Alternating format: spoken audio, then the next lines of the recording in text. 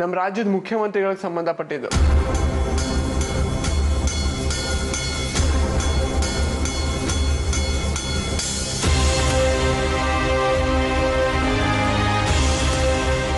ಅವ್ರ ಬಗ್ಗೆ ನಿಮಗೆ ಗೊತ್ತಿರೋ ಸತ್ಯನ ತಿಳ್ಕೊಳ್ಳೇಬೇಕು ಅಂತ.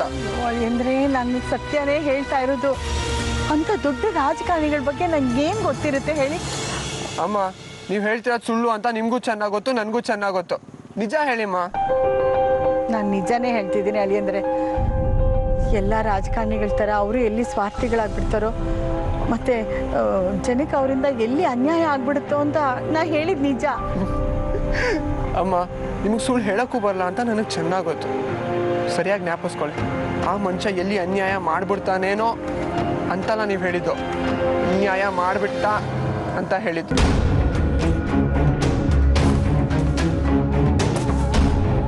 ಅಂದರೆ ಯಾವತ್ತೋ ಆಗೋಗಿರೋ ವಿಷಯದ ಬಗ್ಗೆ ನೀವು ಮಾತಾಡಿದ್ರಿ.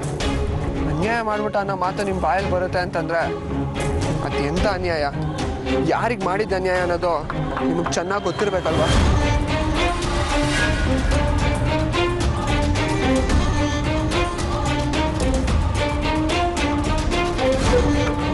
ಸೊ ಹೇಳಿಮ್ಮ, ಏನೇ ಇದ್ರು ನಿಜಾನೇ ಹೇಳಿ.